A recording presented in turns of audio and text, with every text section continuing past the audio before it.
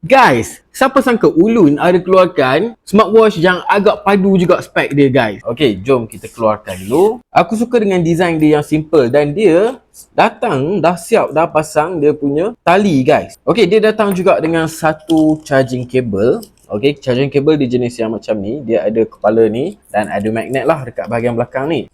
Dan dia juga ada satu user manual. Itu dia guys, apabila start. Wish, nice ah, seriously nice. Sebab dia pakai sistem Ulun sendiri dan dekat sini pun dia ada tulisan Ulun. So jom kita koyak dia punya plastik. Aku suka lah dia punya design, korang tengok design dia cantik gila. Dia punya design untuk interface dia ni. Okay, touch sensor dia memang nice gila. Wish, boleh naikkan dia punya brightness ah. Oh, ada lifestyle, smart style, honeycomb menu. Wish, nice guys. Okay, bahagian sini untuk kita nak banyak setting. Ingatkan untuk sukan punya je. Macam-macam setting yang lain. Nice juga. Dan sebelah sini, korang tengok bila kita tekan kan dia memang berfungsi terus. Memang nice gila. Dan banyak interface yang lawa-lawa. Bagi aku nice lah. Dan tapi aku suka interface yang pertama lagi. Nampak? Memang nice gila lah guys. Apa yang menarik dengan jam Ulun ni adalah dia gunakan sistem Ulun sendiri.